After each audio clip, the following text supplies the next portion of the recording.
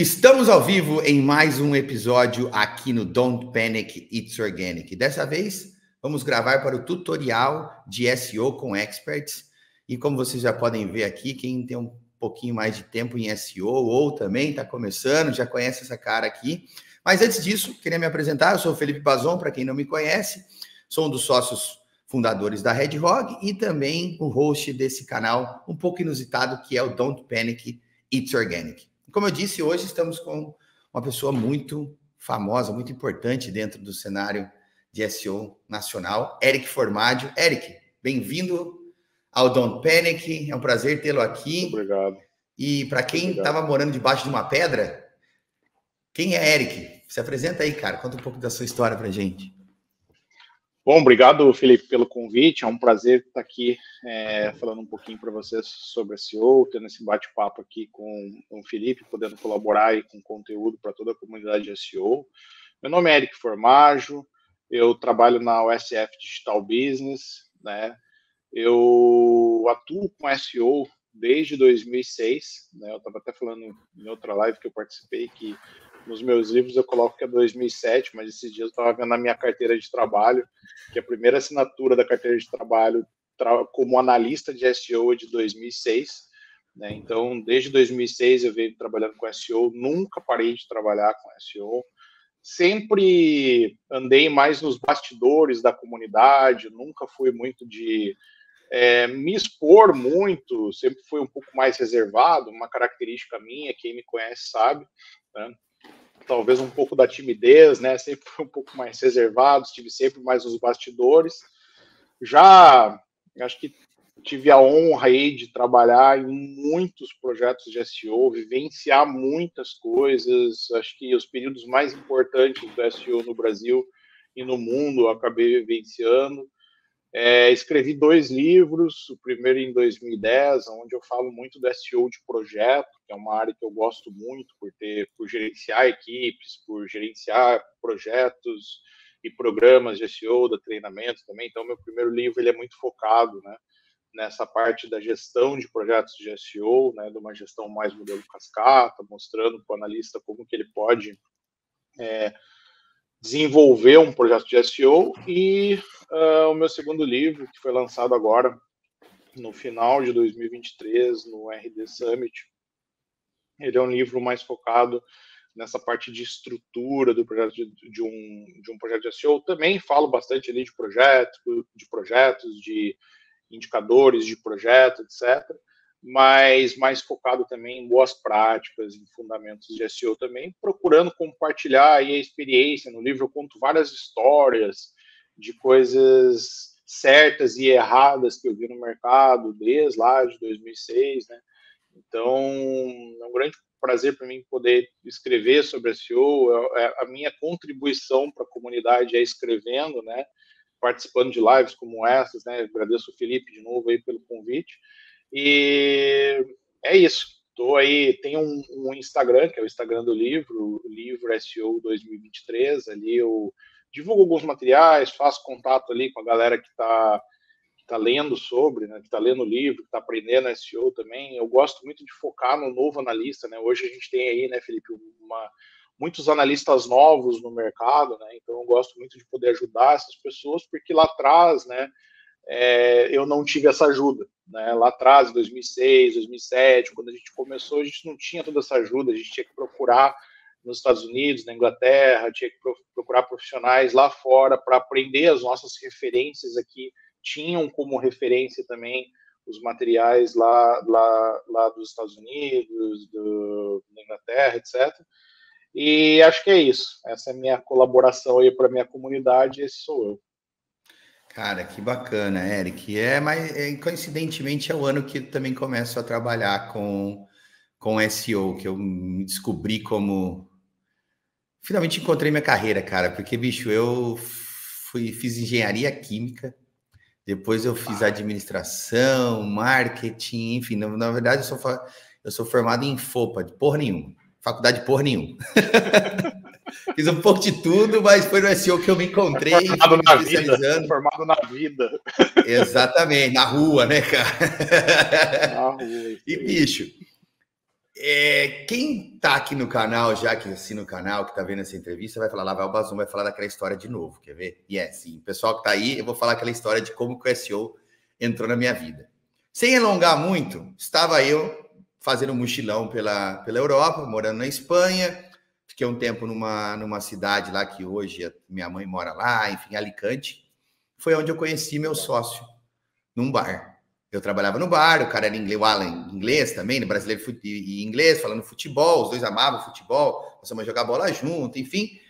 E aí surge a oportunidade de trabalhar com SEO, ou seja, o SEO apareceu na minha vida do nada, eu não sabia que existia, eu já tinha uma noção básica de programação, de informática, né? Digamos assim. Exatamente, o SEO me escolheu, cara, é verdade. Nunca tinha pensado por esse lado, Eric, gostei dessa perspectiva, desse seu ponto de vista aí que eu vou passar a utilizar. Obrigado. Como é que o SEO... Vamos lá, vou refazer então essa pergunta que eu vou fazer diferente. O Eric escolheu o SEO ou o SEO escolheu o Eric? O SEO me escolheu. O SEO me escolheu. É muito engraçado, sempre quando alguém pergunta, né, como que eu comecei, né, a trabalhar com SEO, né, como que isso surgiu na minha vida, eu lembro do meu primeiro emprego, né. Eu comecei a trabalhar muito cedo, eu comecei a trabalhar com 13 anos de idade, né, e é uma coisa que eu não tenho vergonha, tenho muito orgulho, né. Eu comecei, meu primeiro emprego foi vendendo limão na rua. Eu tinha 13 anos de idade, venho de família pobre, interior de São Paulo, e eu sempre tive que batalhar muito para ter minhas coisas. Então, desde os 13 anos trabalhando, né? E eu lembro que eu estava trabalhando, eu passei na frente de uma empresa na cidade que eu morava e eu vi um cara mexendo num computador. E o computador naquela época era uma coisa enorme, impressora era um troço assim que era quase uma mesa inteira, né? E aquilo me virou meu sonho até quando eu falo, aquilo virou uma figura na minha mente, né, e um ideal do que eu queria ser, né, eu queria mexer com aquilo. Então, muito tempo se passou, outros empregos, né, chegou aquela hora de escolher faculdade, eu estava querendo fazer direito, algo que não tinha nada a ver comigo, né, meu pai chegou e falou assim, por que tu não faz uma escola técnica em informática, né? Então, eu comecei a fazer técnica em informática, aprendi HTML, aprendi programação, na época em PHP, essas coisas assim, me apaixonei, e disso não saí mais, né? Terminei a parte técnica de informática, fui para a faculdade, e na faculdade de ciência da computação, pelo menos na faculdade que eu fiz naquela época, tu era meio que formado para virar um programador, né? E eu passei a faculdade inteira, né, aprendendo programação, aprendendo tudo relacionado a isso. E no final da faculdade eu comecei a procurar outros caminhos, porque eu não queria fazer o que todo mundo na minha cidade fazia, né? Eu morava no interior de São Paulo, uma cidade que chamava Ourinhos. Todo mundo que se formava lá na faculdade ia para São Paulo, arrumava emprego em São Paulo e ia trabalhar em São Paulo. Eu queria fazer um caminho um pouco diferente. E eu lembro que na biblioteca da faculdade, onde eu passava muito tempo, eu achei lá um livro que falava sobre marketing digital e nesse livro tinha um capítulo lá, eu não lembro até hoje, já tentei achar, já voltei para a faculdade para tentar achar esse livro, não achei, né? E ele tinha lá alguma coisa falando sobre tables e SEO, né? E aí falava lá sobre tables, falava sobre boas práticas de web e caía no assunto SEO.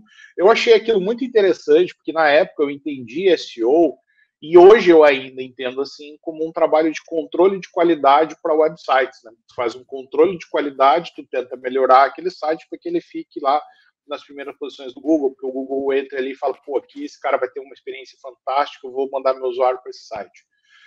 E foi aí que eu descobri. Na época, eu não trabalhava profissionalmente com SEO ainda.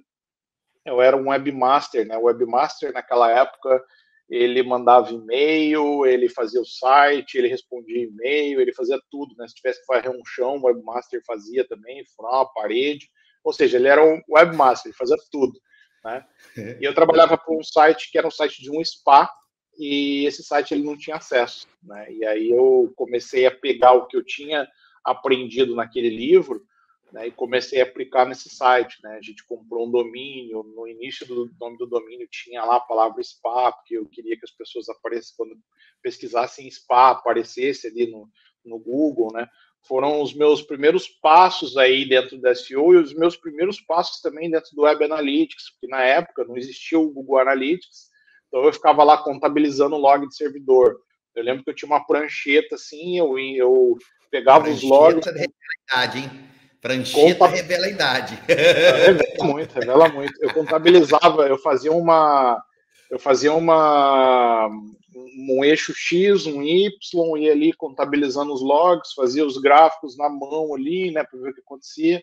Enfim, coisas muito arcaicas, e nisso eu fui desenvolvendo também esse trabalho de aprender, pô, como que eu faço aqui para melhorar, para esse cara entrar nesse site pelo Google e tal.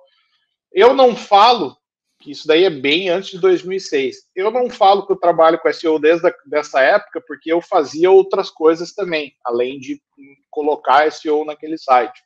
Eu falo que eu comecei a trabalhar profissionalmente quando eu assinei minha carteira na Cadastra, que era uma empresa na época que estava começando, era uma salinha assim, né?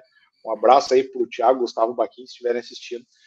E, enfim, olha, eu sou muito saudoso em relação a isso. Aí, eu estava perto de me formar, eu já pesquisava vagas de emprego só para analista de SEO em São Paulo, e no Brasil inteiro. Eu lembro que tinha uma vaga aberta em Porto Alegre e tinha uma vaga em Curitiba. A vaga de Porto Alegre era da que hoje é ainda a Cadastra, né? A vaga de Curitiba era acho que era a primeira empresa que o Kavinsky teve, que o Alexandre Kavinsky teve. iCherry. Não era a iCherry ainda. Prévia iCherry, né? Bem prévio. Foi uma empresa que ele tinha, que fechou, depois ele entrou em outra, até que ele foi para a iCherry, né? Na época eu mandei currículo para as duas, a Cadastra me respondeu. Eu já estava assim perto de me formar, Felipe. Eu já tinha entregue TCC, tudo, já estava pronto para me formar. Era só colar grau, fazer a formatura e daí decidir por que eu ia fazer. Eu lembro que eu vim para Porto Alegre, fiz entrevista aqui, e fiz 2 entrevistas. A segunda foi com o Thiago Baquim, né? Galera aí que trabalha aí na comunidade, que é das antigas, conhece o Thiago também. Fiz a entrevista, passei, cheguei para minha família, estou me mudando para Porto Alegre, arrumei um emprego lá, e aí começou todo esse sonho aí. E eu digo que eu fui escolhido porque eu tá na faculdade, no momento certo, na hora certa. Eu lembro até hoje passando na frente de uma estante de livros, vendo aquele livro, puxando ele. Eu lembro que do lado estava o livro do Bill Gates, eu lembro até hoje. Eu peguei aquele livro, abri, olhei, falei, SEO, o que é isso aqui? Caramba, vou me informar, né? Então, o SEO, eu digo que o SEO me escolheu, é uma carreira, assim, maravilhosa, eu tenho muito orgulho de trabalhar com isso, é algo que eu amo muito, eu falo com paixão disso, porque me possibilitou estudar outras coisas, o SEO me possibilitou estudar programação, me possibilitou estudar infraestrutura, segurança é muito importante para o SEO, né? Me possibilitou estudar publicidade, comunicação, gestão de projetos. Então, assim, o SEO, cara, só o fato de tu trabalhar com algo que te possibilite estudar praticamente qualquer coisa, sabe, ao redor, direto ou indiretamente, é apaixonante. É uma profissão apaixonante, e eu digo que, sim, o SEO me escolheu. E eu falo muito que não é o cara que escolhe o SEO que escolhe o cara. Cara, e cada vez eu vou falar que agora tu falou aí que faz muito sentido, cara. Todo mundo que a maioria das pessoas que eu entrevisto, principalmente da nossa geração, assim, do SEO, né, digamos, a primeira geração do SEO, se é que a gente pode falar, baby boomers do SEO. The best generation.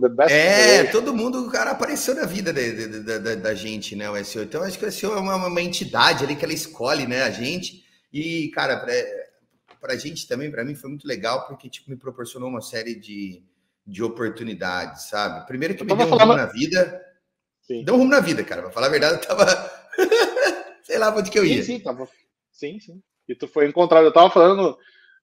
eu estava comentando isso numa conversa com o Fábio Ricota, né, que o Brasil, inclusive, ele tem uma característica, né, não é uma regra, mas nesse início, né, dessa época, tu percebe que a maioria das pessoas que começaram a trabalhar com SEO eram pessoas oriundas de ciência da computação, tecnologia, administração, né, porque, por isso que eu falo que as pessoas eram escolhidas. porque até nas vagas de emprego para analista de SEO antigamente, se tu for olhar lá, pesquisar no histórico do Macato, alguma coisa assim, tu vai ver lá que se pedia análise ou processamento de dados, ciência da computação. Hoje não, hoje se pede comunicação. Eu preencho vagas para minha equipe aqui, né, para os recrutadores da empresa, eu coloco lá comunicação, porque é uma coisa mais abrangente, né, tal, né. Então, no Brasil, tem essa característica. Talvez lá fora seja um pouco diferente. O Dan Sullivan, se não me engano, ele é jornalista, né? Ele não é de TI, né? Então... mas o Dan Sullivan foi sempre o cara do conteúdo, né, velho? Search Engine Land, depois foi parar no Google. Exatamente. Ele tá no Google porque ele é porta-voz, ele tá no Google porque ele é RP, né? Na verdade, não é porque ele é um puta do programador. E aqui no Brasil, os primeiros, se tu for ver a galera aí, os primeiros, né? Não, de novo, não todos, mas tu tem essa característica da maioria ser oriunda ali da ciência da computação, né?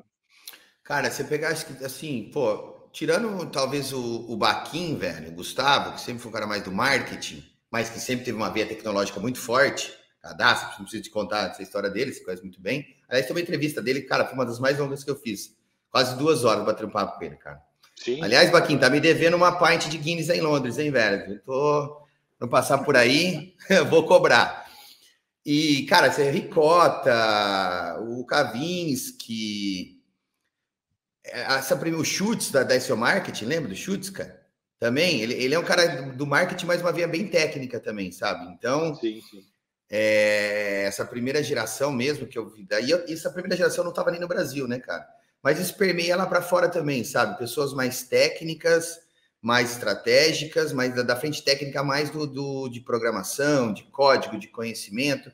Você pega lá, cara, você pega assim, tem a primeira geração é um pouquinho nível não, acho que o grau de conhecimento acaba sendo até um pouco mais elevado, porque, por exemplo, tem muitos amigos que são especializados, que conheceram SEO lá fora por causa de information retrieval, que é a base que é uma coisa um pouquinho mais evoluída assim, não vou dizer evoluída, um pouco mais complexo do que uma simples programação, né? Quando você fala de information retrieval, entra toda essa, é a base de informação, mas assim, no geral, a maior parte dos amigos meus lá de fora, digo Reino Unido, Europa, Estados Unidos, dessa nossa geração, digamos assim, a base é mais técnica.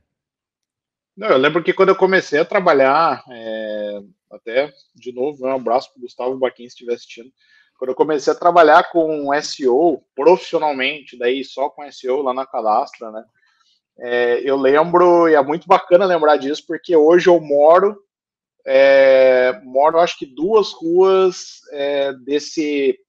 de um dos primeiros escritórios da Cadastra, que foi onde eu comecei a trabalhar, né? Fica aqui para cima em Porto Alegre. Hoje não, hoje uma big agência, né? Uma agência enorme. Só da Inglaterra os caras já são gigantes. Os caras conquistaram o mundo e eles têm todo o mérito para isso, cara. Sim. Então, assim, eu lembro que nessa época eu comecei a trabalhar, era uma equipe ali, tinha eu, Diego Foronda, Alessandro, o Gustavo estava na Inglaterra, ele não se envolvia com os projetos aqui na época, ele trabalhava com outra empresa lá, né, o Thiago era o comercial da empresa, ficava em São Paulo, acho que eram 5 pessoas, né, e eu entrei para supervisionar os projetos de SEO e tal, e cara, eu lembro que o que a gente fazia era puramente técnico, né? A gente fazia doorway page, a gente fazia coisas relacionadas a JavaScript, né? Quem nunca, né? Naquela época era outros tempos, né? Hoje não se faria isso porque são consideradas técnicas abusivas, mas naquela época a gente já tinha essa consciência que, pô, isso daqui não vai mais dar certo, a gente tem que ir por esse lado e tal. E a gente analisava muitos sites tecnicamente. Tinha essa questão do conteúdo, mas o conteúdo, nessa época, nesses primeiros passos meus com SEO, não era algo tão importante. Com o tempo, né, com o passar do tempo, conforme eu fui ganhando experiência e pegando essa carga dos projetos que tinha na empresa também, que já vivenciava o SEO há algum tempo, que eu fui aprendendo mais e aprendendo outras coisas, né? Então, nunca fiz black hat na vida, né? Tu também, eu tenho certeza que não, né? Nunca ninguém fez black, nunca ninguém comprou link, né? Mas aos poucos a gente foi aprendendo daí o que ia dando certo. Não, Google, a gente nunca fez nada de errado, viu, Google? Se você estiver escutando. Não, Google, não. Teve uma live que eu participei, teve uma live que eu participei que o Pedro Dias estava ali nos comentários, daí eu peguei assim e falei, Pedro Dias, já comprei um monte de link, tu nunca me pegou. Ele ficou bravo comigo. Cara, ó, você falou de Doorway Pages aí, vamos ver quem tá na live aí depois, quem tá na live não, perdão, quem estiver assistindo o vídeo, comentar e curtir. Vamos ver quem vai entender essa piadinha que eu vou fazer aqui agora. Por acaso, Eric, vocês não atendiam a Decolar, não, né? Não. Não atendia. E na época da Decolar, foi algo que a gente ficou muito atento ao que estava acontecendo. Porque eu lembro que o que aconteceu na época, né? Eu não sei se a gente está falando do mesmo caso. O caso da Decolar que a gente está falando é aquele da Decolar da Argentina, da compra de links. É esse? Não. Que eles sumiram até pro nome da marca, porque eles faziam Doorway Pages, criavam uma página para tudo quanto é tipo de São Paulo, Florianópolis, São Paulo, e aí redirecionava, ou seja, criava uma página de entrada e entregava um negócio por bot, outra coisa para o usuário. O que eu peguei, que segue. O que eu acompanhei da Decolar, esse caso eu acho que é mais antigo, então. O que eu acompanhei foi um caso mais novo, ali por 2010, mais ou menos, que eles tinham a Decolar na Argentina, acho que era na Argentina, se não me engano, eles tinham comprado muitos links. Tipo, imagina assim, o domínio tinha, vamos pegar em números redondos aqui só para entender, eles tinham, sei lá, 50 links apontando para o site, da landing page lá que eles queriam, e do nada, do dia para a noite, eles tinham 200 links, né? E eu lembro daí que na comunidade, uma conversa, algo que se falava muito, era que o problema não era que eles compravam links, mas da quantidade de links que eles conseguiram em pouco tempo, né? Que isso daí começou a chamar a atenção do Google, eles tomaram um pênalti, né? É disso que eu lembro, mas foi um caso que a gente acompanhou muito assim para ver o que estava rolando, se ia voltar. Eu lembro que na época a Decolar começou a fazer propaganda na TV, né? Porque eles não tinham o tráfego que eles precisavam da busca orgânica. E eu lembro que na época eles chegaram a ser o maior investidor em termos de orçamento de Google Ads do Google, porque eles não estavam mais, eles foram desindexados, né? E depois de um tempo, eu acho que eles voltaram e deu tudo certo. É o mesmo caso, cara, só que não era só links, não, era Doorway Pages que eles faziam. Eles geravam aquele monte de página que entregava uma coisa para o bot, ou só para o usuário, ou só uma página para ranquear, depois redirecionava o usuário para um outro lugar. Enfim, e aí, dos links também teve esse caso. Foi na mesma época, foi 2010, cara. Foi por aí. Dois casos grandes, né? Da Doorway Page, então, da Doorway Page eu não soube. Eu soube só dessa parte dos links. Porque eu lembro que a gente pegava lá na empresa, a gente pegava. Cara, não era o Moz, era um outro site que a gente utilizava para ver a quantidade de links do site. E ele mostrava um gráfico, que o gráfico tipo, fazia uma barriga assim, ele ia aqui e do nada, pum, sabe? O número de links deles aumentava muito, assim. E eu lembro que a gente olhou, a gente estudou muito esse caso, porque a gente trabalhava muito com link building, né? Mas só que com um link building que é sustentável e que eu acredito até hoje, né? Que é aquele link assim, eu acho que não é errado o cara ir lá e comprar um link, entendeu? Eu acho que é errado o cara ir lá e comprar 20, 40, 50, 60 links, algo que não pareça natural para o mecanismo, né? Mas, enfim, eu lembro que esse caso aí, na época, chamou bastante atenção, como alguns outros aí de indexação, né? Comprar link é errado, mas pagar pelo esforço do blogueiro, não. Exatamente.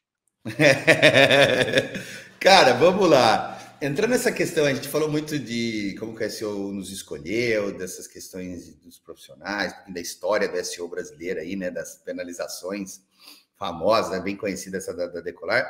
No seu livro, Eric, nesse segundo livro, você fala sobre, no seu mais recente livro, né, melhor dizendo, você fala sobre fundamentos e experiência prática. Quais são os fundamentos que o profissional de SEO de hoje em dia precisa ter para ter sucesso na sua carreira? Eu vejo como 4 pilares importantes, né, o SEO que eu falo desde o primeiro livro, esse que são a questão dos pilares, né, para ficar mais didático e fácil para o cara que está começando, né, ele entender. Eu escrevo muito para o cara que está começando também, porque eu sei que o cara que vai já tem um pouco mais de experiência, ele vai pegar meu livro, ele vai ter um pouco mais de facilidade para entender, né? Então eu tento ser o mais didático possível. Então eu sempre tenho essa história dos pilares, né, para que fique mais fácil do cara ver na frente dele e entender. Então, fundamentos ali de conteúdo, de tecnologia, de reputação, que daí inclui também essa parte de link building, trabalho off-site, etc., e de experiência do usuário, né, UX, UI, etc. Então, esses são os fundamentos mais importantes para mim. Teve uma vez, em 2010, eu lancei meu livro, né? Aí eu estava numa palestra, estava assistindo uma palestra, teve um babaca que foi lá e falou assim, me desculpa aí, o Eric, mas o cara que já lança um livro de SEO, esse cara nem está no mercado mais, o cara que lança um livro de SEO já lança um livro desatualizado, né? E eu levantei no meio da palestra, sempre tive uma personalidade meio forte também, falei assim, tu já leu o livro? O cara, não, então cala sua boca, né? Aí, não, cara, o cara falar merda, né, nem leu o livro. Eu acho assim, cara, o livro de SEO, ele se desatualiza como qualquer livro de tecnologia, que vem de tecnologia, como um livro de programação, HTML, alguma coisa assim. E o desafio de quem escreve sobre SEO é escrever algo atemporal, né? Então, se tu pega meu livro lá de 2010, tu vai ver que tem ferramentas que eu cito lá que elas nem existem mais, né? Eu não sei se tu lembra que o Google ele tinha uma ferramenta que chamava Roda Mágica, que tu ia lá falar, tu fazia uma busca no Google, ele ia explodindo alguns grafos, assim. Era uma outra forma de tu ver os resultados de pesquisa, né? E eu usava muito essa roda mágica para... eu usava muito essa roda mágica para fazer brainstorm de palavra-chave, né? É uma ferramenta que não existe mais. Mas os fundamentos, esse negócio do conteúdo de qualidade, uma auditoria de tecnologia, a busca por qualidade de infraestrutura. Eu já vi problema em site, eu falo no meu livro novo agora, de um site, que eu não posso falar o nome por motivos óbvios, e o cara ele estava na primeira página por todas as palavras-chave que ele queria. Né? Então ele tinha assim aquele conteúdo maravilhoso, aquela parte de links, de reputação maravilhosa, tecnologia, tudo certinho. Só que a infraestrutura dele era uma merda. E aí ele teve um problema de infraestrutura, o site caiu, ficou uma semana fora do ar, o Google começou a derrubar aquele posicionamento. Né? Então, ou seja, um fundamento de infraestrutura, do cara ele colocar o site num local com uma infraestrutura bacana, que ele tem certeza que o site ele vai ficar no ar, entendeu? Preocupações desse tipo. Então, eu uso esses pilares para falar sobre esses fundamentos, tentando ser o mais atemporal possível. Né? Qual que era a outra pergunta mesmo? Tinha um complemento da pergunta. Não, na verdade é sobre quais são os fundamentos necessários para um profissional de SEO hoje em dia, e o complemento vai ser a experiência prática, né? Ou seja... Sim. Então, assim, eu acho que esses são os fundamentos principais, né? O cara estudar esses pilares para entender esses fundamentos, porque entendendo isso, ele vai dormir tranquilo em qualquer atualização do Google, né? E aí a experiência prática, que eu acho que é muito do dia a dia, né? Tem uma coisa que eu falo muito, que é o cara ele ter um laboratório de SEO. Eu, na minha vida, tive vários laboratórios. O que é um laboratório? É um site que tu lança para fazer testes, né? Então tu vai lá, tenta isolar algumas hipóteses, né? É impossível tu ter testes mais científicos, porque tu não consegue isolar variáveis do lado do Google. Mas tu, assim, sem falar bonito, tu pegar e fazer teste. Tu colocar o site lá, colocar conteúdo, fazer teste, pô, ele se posicionou por essa palavra-chave. Por que essa não se posicionou? Analistas de SEO, eles têm que ser como colocar policiais. Colocar a mão na massa. O analista de SEO ele tem que ser como um policial, ele tem que ser curioso, né? Então, ir lá atrás da informação, investigar por que aquilo está acontecendo, né? Colocar a mão na massa que tu falou. Se o cara souber esses fundamentos básicos e ir se aprofundando, né, a eles, e ter esse negócio de testar, né, de testar suas hipóteses, ele consegue criar uma carreira bem sucedida e começar a aplicar essas coisas no site dos seus clientes. Pô, legal, bacana. E aí, Eric, você tocou num ponto aí que é a minha próxima pergunta para ti. Tu que já está aí há quase 20 anos nessa carreira, né, de SEO e tal, as boas práticas mudaram muito de lá para cá? Você já meio que respondeu isso, mas lá em 2006, 2010, quando você 2006, quando você começou a trabalhar, 2010 você já estava mais experiente, lança seu livro. Quando eu digo boas práticas, a forma de trabalhar com SEO mudou, porque todo mundo fala, você vai falar com pessoas, o mercado acaba colocando isso acho que junto contigo aqui, eu queria, dependendo da sua resposta, a gente também trabalhar juntos nessa frente de desmistificar muito disso, porque todo mundo vai falar, o SEO muda toda hora, o SEO é incerto, o SEO é isso, o SEO é aquilo, e mudou muito mesmo, cara, de lá para cá, sem querer enviesar a sua resposta. Na minha visão... Eu acho que não é que o SEO mudou, eu acho que a forma de se trabalhar evoluiu, tá? Mas se tu pegar, vamos voltar aos fundamentos, né? Se tu voltar aos fundamentos, eles acabam sendo o mesmo, né? Vamos isolar aqui, sei lá, no title. O title, antigamente, o Google aceitava até 70 caracteres em 2006 e agora tu pode escrever só 65.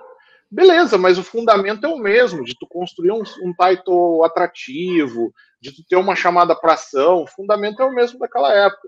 Aí depende da faixa de tempo que tu pega, porque se tu pegar ali mais ou menos de 2009 para frente, tu vê um mercado de SEO mais maduro, e aí se tu pegar os fundamentos daquela época e pegar os fundamentos de hoje, né, tu vai ver muitas similaridades, né? Eu peguei uma palestra minha outro dia, que eu fiz no TSEO aqui, que faz, cara, eu acho que foi em 2011, né? E nessa palestra eu estava apresentando um checklist de SEO. E eu percebi que o checklist, que todos os itens, sem exceção, eu ainda usava no meu checklist atual. Só que no checklist atual eu complementei, coloquei muito mais coisas. Por quê? Porque o meu conhecimento foi melhorando também.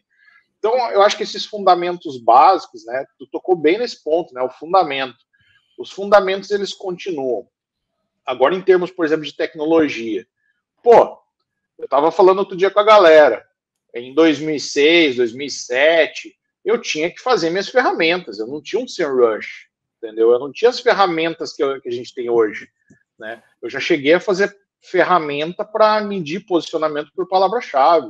Eu já cheguei a fazer ferramenta para fazer lá uma análise automatizada do código do site, para ver se tem o H1, o H2, entendeu?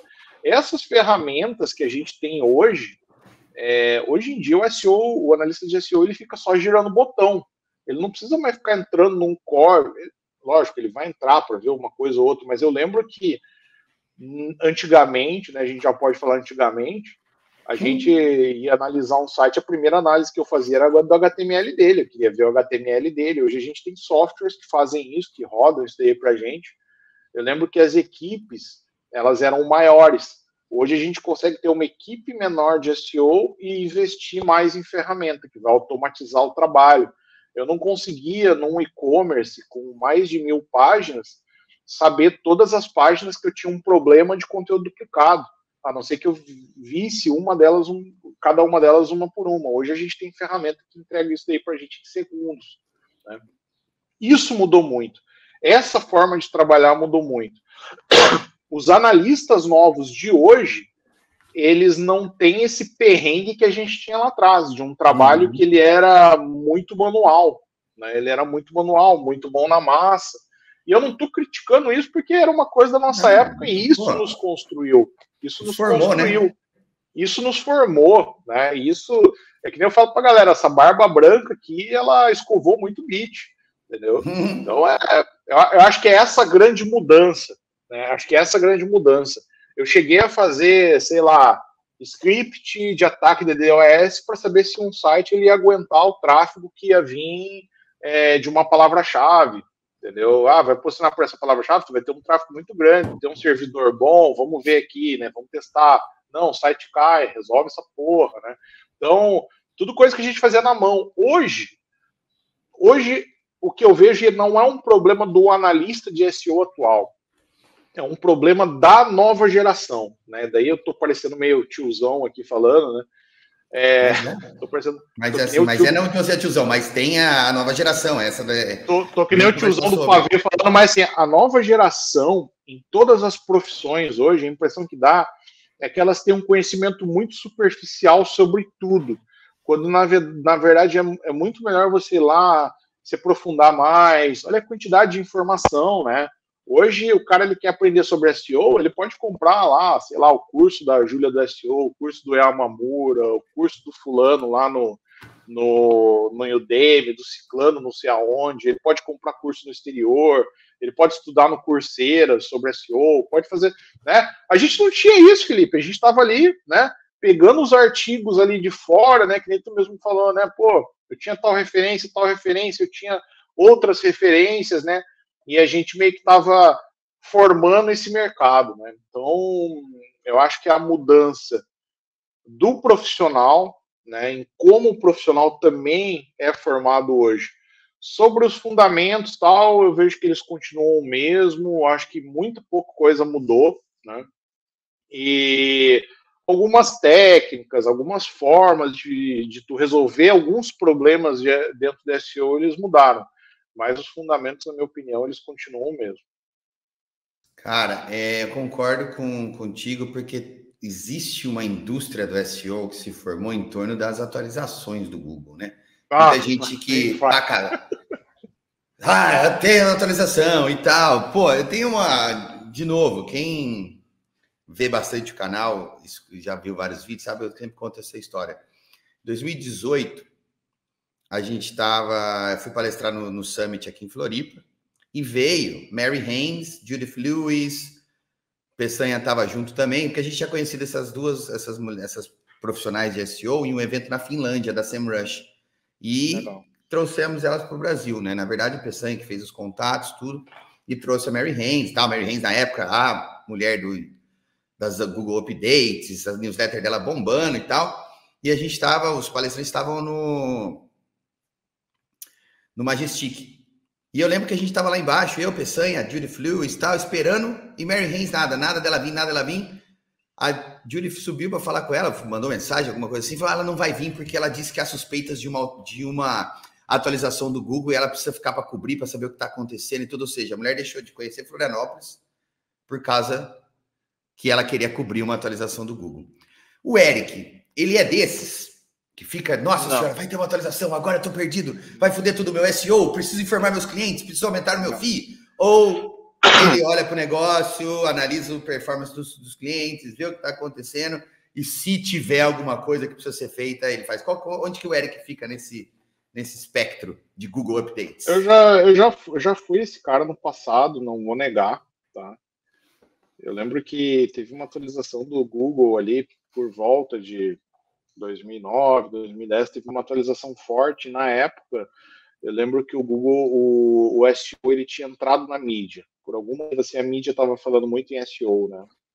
Eu acho que foi o grande boom do mercado aqui no Brasil. E eu lembro que na empresa que eu trabalhava tinha uma assessoria de imprensa boa. Eu lembro de jornalista me ligando para perguntar o que eu achava da atualização, né? Nessa época eu ainda me preocupava um pouco mais, tal, mas, cara, hoje, com o pensamento que eu tenho, eu acho que a idade te ajuda a ter um pouco mais esse tipo de resiliência, né? Eu, sendo bem franco para ti, até que eles colocam nomes, né? A atualização da zebra, do passarinho, de não sei quem, né? Eu não acompanho mais como eu acompanhava. Às vezes até a minha equipe aqui, alguém me pergunta, pô, Eric, tu viu? Saiu uma atualização na semana passada, não sei o quê. Falei, não vi. Daí eu vou lá, me informo, vejo o que deu de impacto, entendeu? Mas, cara, não tenho. Eu acompanho mais os core updates, que daí acaba dando um resultado para cima ou para baixo, muito grande, né? Porque daí não depende se o cara fez coisa errada ou não, né? São efeitos colaterais. Mas eu te confesso que eu nem entendo hoje, tá? Eu nem entendo o desespero que a galera fica quando tem uma atualização, tá? Para mim, a atualização do Google é terça-feira, assim. Eu dei a atualização, beleza. Vai cair um pouco lá, depois vai... Se tiver algum efeito colateral, vai cair, depois vai voltar, vou explicar para o cliente vai entender. E eu não sei se isso é do estado atual da minha vida, da minha consciência humana, sabe? Mas, cara, eu não tenho mais esse desespero, não acompanho como acompanhava antes. Quando eu vejo que foi feita alguma atualização, eu vou lá, me informo, discuto aqui com a equipe o que aconteceu, mas é até legal essa pergunta, Felipe. Eu não sei se tu tem essa questão, mas eu não entendo o desespero das pessoas. Tem gente que eu vejo nas redes sociais, meu Deus do céu, não sei o quê. Eu, sinceramente, não respeito, né, a preocupação das pessoas, né, mas eu não entendo. Cara, eu também sou como você, sabe, Eric? Por quê? Porque a forma como a base nossa do SEO vem daqueles fundamentos que a gente conversou aqui. Uma boa parte técnica, um bom conteúdo, uma boa otimização, a escolha das palavras corretas, uma otimização, uma homepage bem refinada, conteúdos de apoio, link interno, backlink, o link build. Cara, continua sendo isso. E o site vem com uma boa experiência e acabou. Cara, se você foi afetado, é que você está fazendo alguma coisa muito errada. A verdade é essa. Contudo, porque eu vejo assim, como pode ir. Pode falar, desculpa. Não, contudo, não, existem pessoas assim que estudam essas atualizações, certo? Eu gosto dessas pessoas que trazem essas informações. Mary Haynes, Glenn Gabe e outros caras fodidos aí que tem nessa frente, que me ajudam a digerir tudo isso, entender para onde que eu vou e tal. Mas eu vejo no mercado brasileiro muita gente trabalhando que nem os veículos de notícia, com sensacionalismo. Ou seja, querendo notícia, não, vem atualização, agora caiu, subiu, agora temos que mudar todo, o SEO vai mudar para sempre, ou o SEO vai morrer, vai ressuscitar, e isso vai subir o preço da consultoria.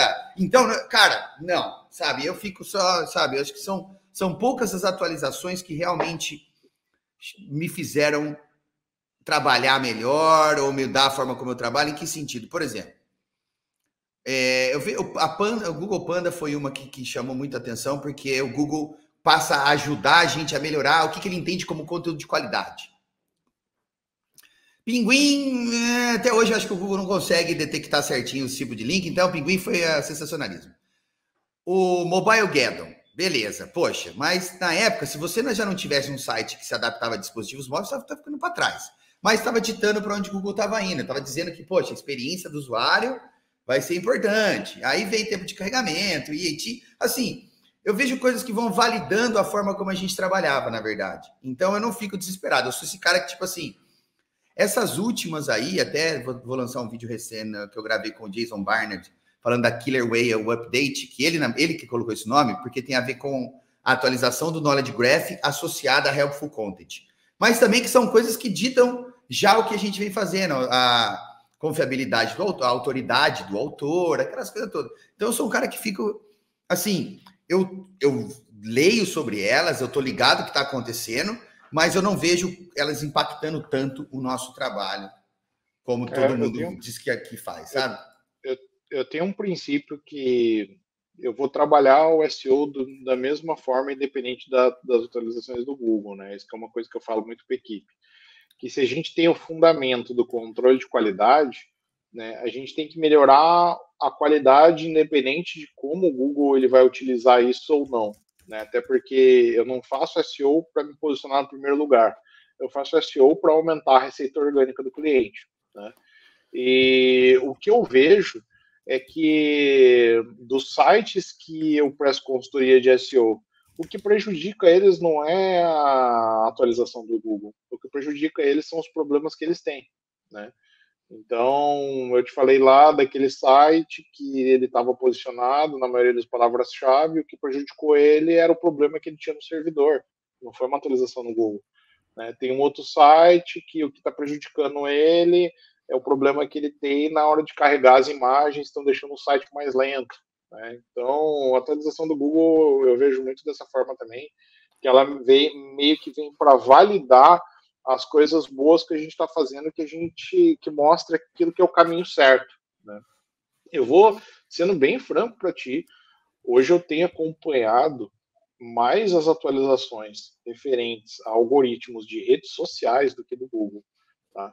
Porque na empresa que eu trabalho, né, na minha empresa a gente também presta serviço na área de ads, de redes sociais e outras coisas, né, e principalmente relacionados a funções de busca, de alcance orgânico nas redes sociais. Isso é coisa que eu acompanho muito hoje em dia, né? Mas em relação ao Google, assim, hoje eu não tenho mais, eu não perco mais a noite de sono por causa de atualização do Google. E é bem isso que tu falou, né, Felipe? Tem essa galera que já tem essa preocupação e que já traz a informação mastigada, então tá ótimo, eles estão fazendo a função deles, eu estou fazendo a minha. É bem isso, cara. Eu não gosto de sensacionalismo que acontece e acaba ditando coisas no mercado que mudam a percepção do cliente, geram desinformação. Mas falando sobre isso, vamos falar dos projetos de SEO, Eric. Porque eu vejo duas grandes variáveis em projetos de SEO: o cliente e o executor, ou seja, a agência ou o consultor, que seja. Quais os recursos necessários do ponto de vista do cliente para que um projeto de SEO tenha sucesso? Eu acho que o cliente ele tem que. Eu vou falar muito do que eu vejo, né? Todo projeto, né? A gente fala muito isso aqui na agência, que o projeto ele tem início, meio e fim. Então, quando ele contrata um cliente, ele contrata um projeto de SEO, ele está contratando a implantação de uma cultura de SEO na empresa dele. E depois que essa cultura a gente faz a implantação, a gente entra num processo cíclico, que é onde o SEO vira um programa, né? E falando em projeto, né, o projeto ele tem uma fase muito importante que é a fase de abertura do projeto, que é quando tu vai estudar a viabilidade, os riscos, os custos desse projeto.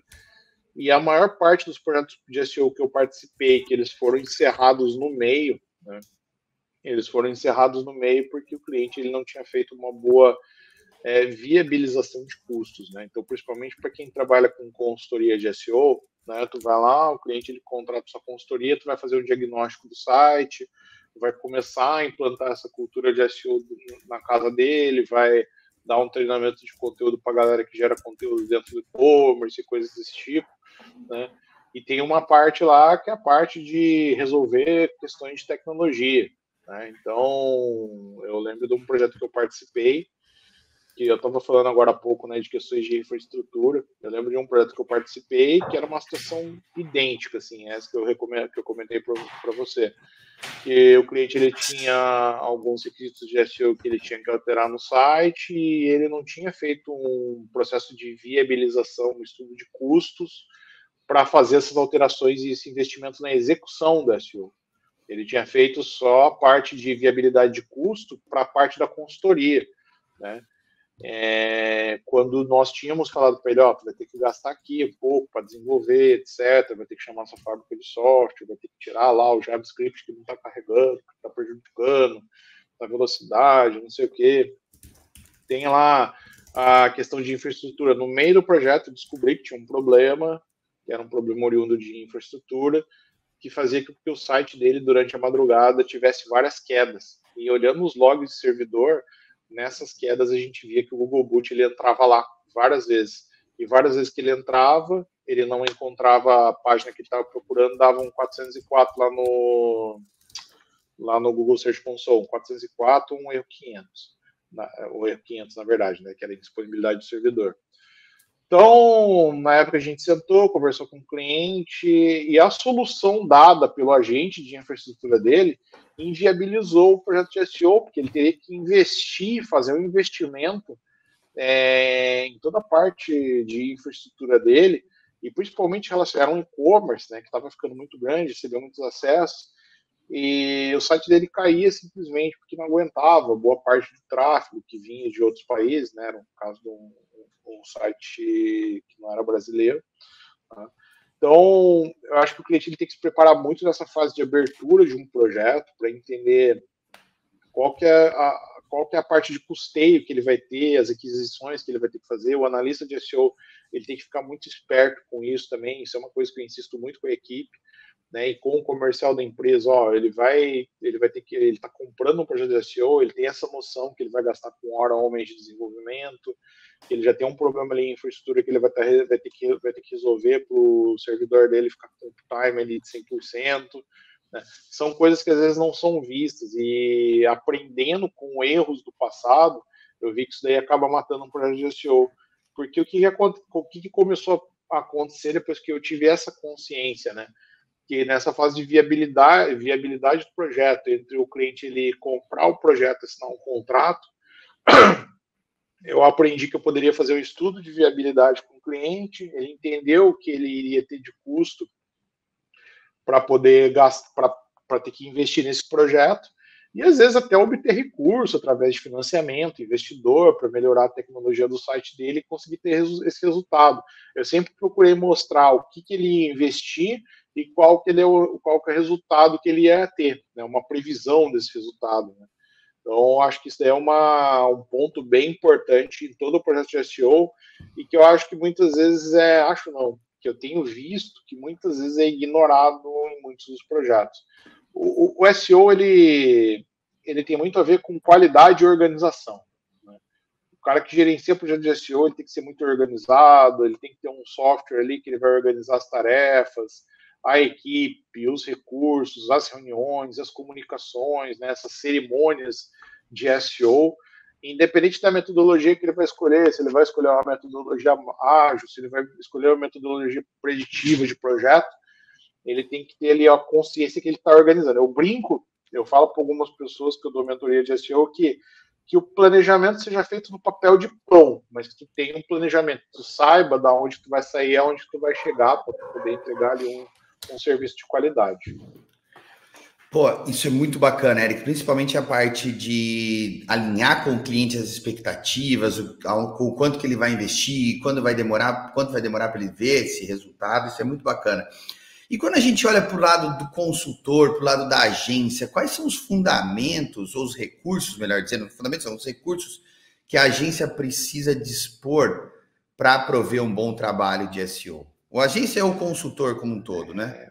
Você ter uma metodologia infalível, né? E o que acontece, né?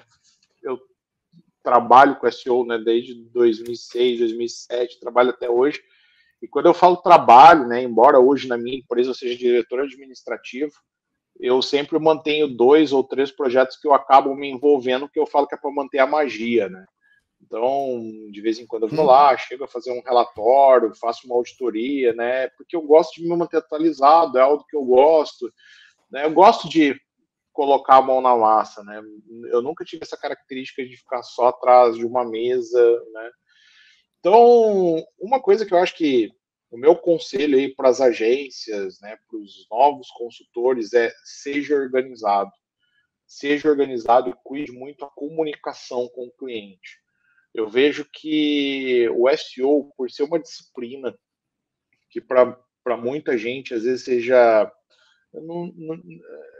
as pessoas, não é um produto que tu compra, a pessoa pega o produto na mão, né? É uma consultoria, né? Tu vai lá, tu tem que entregar um conhecimento, uma cultura, fazer uma evangelização. Então, eu acho que ter uma organização muito grande das coisas, mostrar para o cliente o que vai ser entregue, a importância do que vai ser entregue e a prioridade das coisas que o cliente tem que executar do lado dele.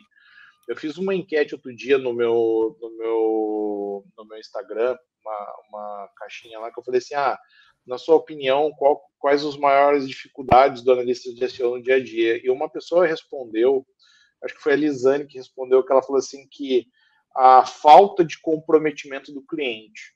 Porque muitas vezes o cara ele vai lá, ele compra um projeto de SEO e ele acha que o consultor, ele não entendeu direito o que ele comprou, ele acha que as coisas vão acontecer. E eu já ouvi isso de cliente, né?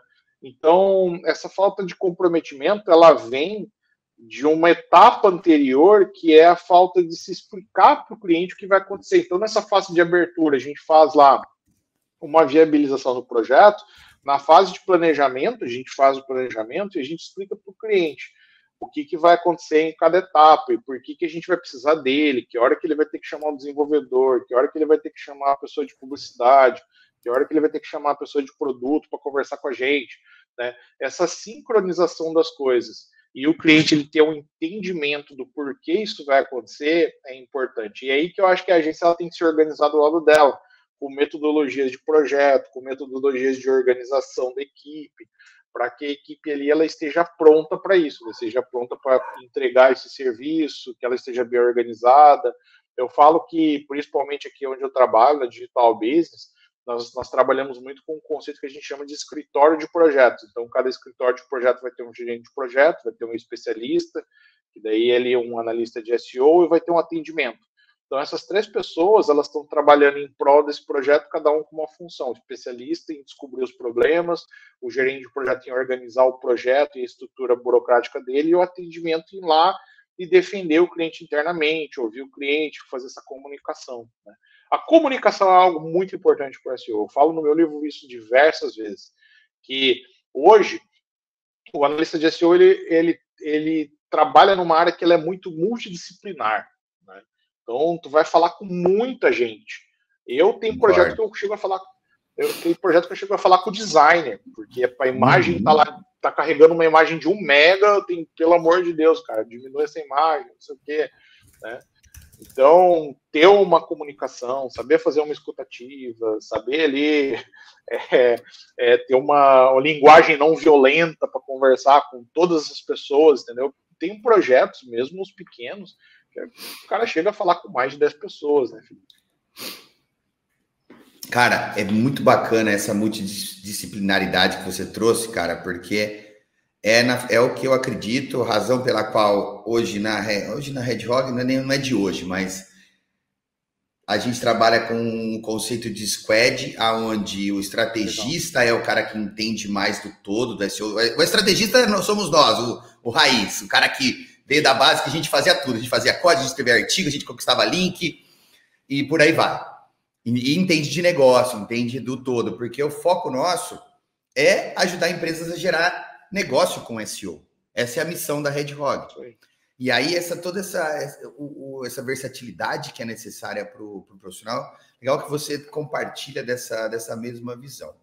Falando nisso, Eric, sobre recursos, fundamentos, principalmente recursos para um projeto ter sucesso, quais são os KPIs que você considera importantes para um projeto de SEO?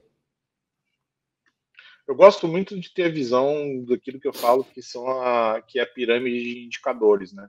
Então, eu acredito muito naquilo que é o esforço e o resultado. Então, quando eu vou escolher indicadores para qualquer tipo de projeto que eu trabalho, eu procuro ter aqueles de indicadores que eu chamo de indicadores de esforço e os indicadores de resultado. Para explicar de uma maneira bem fácil aqui para a galera entender.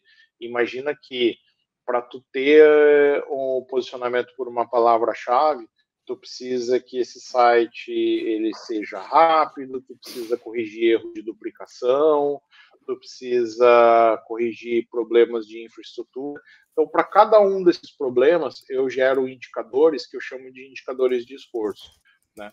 Então, quando esses indicadores de esforço eles melhoram, automaticamente os de resultado eles vão também melhorar. E os KPIs que eu deixo lá em cima dessa pirâmide, né, se a gente imaginar uma pirâmide com 3 divisões, a primeira divisão embaixo eu tenho os indicadores de esforço, no meio eu tenho os indicadores de resultado, né, que é posicionamento por palavra-chave, que é quantidade de usuários entrando por busca orgânica, e os KPIs. KPI principal para mim de SEO é receita. Eu trabalho muito com e-commerce.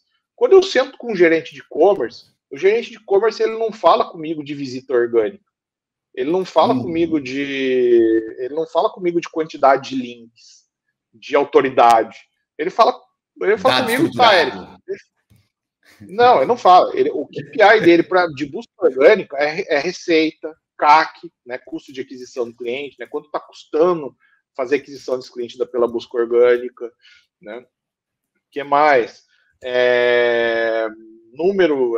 Ticket médio oriundo de busca orgânica. Então, para mim, os KPIs eles estão muito relacionados com a visão que o cliente tem do que me mantém lá dentro. Não sei se eu estou sendo claro, mas assim, o cara ele vai manter o contrato comigo se ele tiver receita através de busca orgânica, se o custo de aquisição do cliente através da busca orgânica for baixo, né? Se o ROI fizer sentido para ele, se o que ele está gastando com a agência, o que ele está gastando com execução interna, que é importante, né? Se a conta fechar em relação ao lucro que ele está tendo de busca orgânica, né? E outros indicadores que a gente monta daí relacionados à parte financeira ali de projetos de SEO, tá? Então, fazendo um resumo para ti dessa parte de indicadores, eu tenho os meus indicadores de esforço, que daí é o quanto eu trabalhei nesse projeto, as horas que eu trabalhei, o número de páginas que eu otimizei, todas as melhorias que eu fiz. Por exemplo, eu tenho lá vou dar um exemplo fácil para a galera. Lá no SEMrush, o SEMrush ele mostra lá a quantidade de erros que tem no site, a quantidade de problemas e a quantidade de avisos. né? Isso pode ser um indicador de esforço, né? Então, se esses números eles diminuem, quer dizer que eu fiz um esforço e esses números eles diminuíram, o site melhorou. Isso vai impactar no número de visitas, né, de sessões e outros números mais genéricos que tu encontra ali, ou seja, o meio, o resultado, e os KPIs em cima, que são os números financeiros oriundos desse projeto de SEO, que é o que, cara, é o que vai fazer o cara ele continuar contratando essa consultoria, tá? Não existe, eu falo isso para todo mundo, eu nunca sentei na frente de um gerente de e-commerce e ele me perguntou de autoridade de domínio, ele até pergunta às vezes de Métricas de vaidade, né? As métricas de vaidade não, que todo mundo gosta, né? ele pergunta para mim, assim, ó, unânime, receita. Se a receita cai, se a receita da busca orgânica cai, o cara cancela o projeto, simples assim. Cara, e é por isso que há muito tempo, desde sempre na Red Hog, isso é uma coisa que eu aprendi muito com o Alan, meu sócio, cara. O nosso foco é gerar negócio. Cara, a gente tem um cliente que ele está com a gente desde 2009. E foi meu primeiro cliente antes da Red Hog. Chama Total Clean Cleaning Services. Eles são especializados em office cleaning. Esse cara, Eric, quando ele estava com a gente, quando ele começou com a gente, foi meu primeiro cliente que eu assumi com um projeto como um todo, sabe? Eu comecei fazendo link building, diretório, e fui evoluindo, fui aprendendo e tal. Peguei esse primeiro cliente. Sim. Tanto que, cara, que história engraçada. Primeira vez peguei para otimizar a página. Aí comecei a ler os checklists, guias e tal. Não sei o que lá. Falei assim, ó, otimização de imagem, alt text. Coloca a palavra-chave ali. E na época, 2006, 2007, era um site que ele era estático. Não tinha um CMS. HTMLão, blá, blá, blá. Tudo que eu vi na home desse cara que tinha image alt igual, meu amigo, entrou Office Cleaning para tudo quanto é lado. E lembra que, tipo assim, o HTML tinha várias imagens que eram placeholders, né, cara? Sim. Que era elementos, não era? O CSS não estava tão desenvolvido como é hoje, enfim, aquela história toda. Sim. Bicho, eu lembro que eu peguei isso aí, mas, enfim, esse cara, quando ele começou com a gente, ele tinha uma van. Uma vanzinha, furgonetinha Hoje são 13 franquias na Inglaterra. A gente é convidado todo ano para a festa de final de ano da empresa dele, em Londres. Ou seja, esse cara, assim, é um puta de um homem de negócio, cresceu pra caramba, enfim. Mas ele até hoje, ele atribui, já pusemos altos e baixos com o negócio desse cara, sabe? Já tivemos, uma vez a gente lançou um site em 2017, quando eu estava voltando para a Red Hog, né? Eu trabalhei na SEO Marketing, voltei, enfim. Chegaram, lançamos um site, eles lançaram o site, cara, acho que a maior cagada que a Red Hog já fez na vida. Desapareceu o site do cara, enfim, voltei, ajudei a corrigir e tal. Mas o cara confiou, o cara sabia, não, calma, vamos passar por isso juntos e tal. Sim. E até tá com a gente até hoje. Ele tinha, cara, durante anos, acho que se não me engano, faz um tempo que eu não trabalho diretamente com os clientes da Inglaterra, mas durante anos, a gente foi primeiro para Office Cleaning em London, cara, que, pô, é uma palavra extremamente competitiva, uma palavra que gera negócio pra caramba, mas é uma palavra que custa 20 libras o clique, tá ligado? É um negócio absurdo. E é gerar negócio, né, cara? É isso. Eric, pra gente fechar, cara, o que você utiliza como metodologia para organizar, gerenciar os seus projetos de SEO? Quando eu digo metodologias, por exemplo, um Scrum para organizar o roadmap de demandas, Rice, Smack. Você é desses caras ou não? Eu tenho as metodologias assim, Vazão. Eu ando utilizando muito o Canvas Project, né? Algo que eu tenho utilizado muito com a equipe para organizar rapidamente os projetos. E na prática a gente utiliza muito o modelo preditivo, né? Que é o antigo modelo cascata, né? Como legal. Hoje nós temos fundamentos bem sólidos na empresa, né? De onde nós estamos saindo e onde a gente vai chegar, os modelos preditivos, né? Que é esse que antigamente se chamava de modelo cascata, né, que tem a fase de abertura, iniciação, planejamento, execução, etc., né? Então, eles funcionam bem para nós. A gente tem uma autorização, uma customização nossa, né, que no projeto cascata ele tem um final. Então, para nós, no final, a gente transforma em um modelo cíclico, que é onde a gente entra naquela fase de um programa de SEO. No dia a dia, a gente usa para gerenciar as tarefas, eu gosto muito do modelo Kanban. Então, a gente organiza o projeto dessa forma que eu te falei, né? A gente faz esse planejamento de projeto com base nessas disciplinas, né? De abertura, elaboração, execução, monitoramento e ajustes, né? E daí vira essa fase cíclica, né? E aí as tarefas a gente gerencia Hoje a gente usa muito o Teamwork, né? Tem várias ferramentas, tem Gira, tem Teamwork, tem várias, né? A galera usa muito Trello, né? Principalmente a galera que presta consultoria, o que eu falo que é o cara que é o consultor independente, né? Ele não tem uma empresa ainda, ele tem lá uma MEI, alguma coisa assim, usa o Trello, não tem problema. Mas eu gosto muito de ferramentas como o Gira e como o Teamwork, porque eles me dão uma visão do que está acontecendo em todos os outros projetos, né? E eu consigo também materializar o uso dos recursos, né? Se eu estou utilizando um recurso num projeto, estou usando um analista de SEO num projeto, ele já está alocado em outro, eu vou conseguir ver ali através do Teamwork. E aí nas tarefas eu trabalho com esse modelo Kanban, eu construo ali 3 colunas, com tarefas que estão aguardando, iniciadas e realizadas, e as pessoas vão passando, vão contando horas nas tarefas. Softwares como o Teamwork e o Gira, eles permitem que você consiga atribuir a uma tarefa mais de um responsável, tu consegue fazer um chat dentro da tarefa, tu consegue colocar documento ali, tu consegue compartilhar com o cliente para ele buscar os entregáveis ali dentro também, se comunicar, colocar alguma demanda, pô, tem uma página nova que está sendo lançada, tem um artigo no blog, tem que fazer revisão, entra tudo dentro desse processo também. E é o que eu recomendo para todo mundo que trabalha com SEO, né? Eu acho que a gente falou muito nesse evento que a gente está fazendo aqui sobre a parte de organização, né, de processos. É algo que é pouco falado, né, Felipe?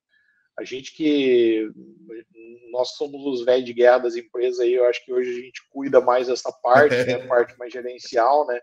Então, para os jovens aí, né, para a galera que é greenhorn aí em SEO, né, o que eu recomendo é, cara, pense em organização, pense em processo. Eu falo muito sobre isso no meu livro, tem um capítulo dedicado só a essa parte do projeto, né? O cara ir lá, desenhar uma estrutura. Metodologia é importante. Tu falou que, por exemplo, metodologia ágil. Eu não uso, a gente não usa, mas tem empresa de amigos meus que eles usam para entregar SEO, para entregar campanhas. Eles usam muito metodologia ágil, cara, e funciona muito bem, né? Tu usar metodologia A, metodologia B, não vai definir se tu é melhor ou pior, vai definir só a sua forma de trabalhar, né? Então, independente da metodologia, use uma metodologia, seja bom nela, estude, e estude outras também, né? Para projetos onde a gente tem um nível maior de incerteza, é uma coisa muito complexa, a gente está vendo aquela, sabe, aquele elefante na sala, aí a gente usa uma metodologia ágil, que é bom para esse tipo de projeto com mais incerteza, mas no dia a dia a gente gosta de utilizar mais os modelos preditivos mesmo. Pô, muito irado, Eric. Muito obrigado pela essa contribuição aí de modelos preditivos, que é uma coisa que acho que o mercado precisa entender um pouco mais sobre isso, dessa organização, de definir onde estamos, para onde vamos e como a gente quer chegar lá. Cara, assim, estamos chegando no fim aqui. Eu queria agradecer mais uma vez a sua disponibilidade, ter uma pessoa aqui no canal que é uma referência em SEO, é um cara que, assim, contribuiu demais para o mercado, continua contribuindo, e o fato de ser low profile, aceitar vir bater um papo com a gente, para mim foi muito gratificante. Mais uma vez, obrigado. Para a gente encerrar, cara, o que você diria aí, deixaria como últimas palavras para essa nova geração do SEO, ou para a nossa comunidade do SEO como um todo, né? Não vamos segmentar e vamos dizer assim, ó, SEO é SEO, independente se tu começou hoje, se tu começou mês passado, lá em 98, quando o Google nasceu, somos SEOs. O que você diz aí para fechar a nossa conversa? Eu acho que tenham paixão pelo trabalho que vocês estão executando. O que a gente falou no início, né? O SEO escolhe os profissionais, né? Embora tenha muita gente que esteja trabalhando com SEO e não tenha sido escolhido, né? Que tenha feito a escolha, né? Então, acho que estude muito, e se aprofunde. Eu acho que o aprofundamento nos conceitos, nos fundamentos é muito importante. Não tenha só o conhecimento básico do SEO, pega lá as disciplinas do SEO e se aprofunda. Pô, tu tem que saber o básico de HTML para trabalhar com SEO? Beleza, estudo básico, mas se aprofunda depois, vai ser legal para ti. Pô, tu tem que saber o básico ali sobre, sei lá, conteúdo para trabalhar com SEO.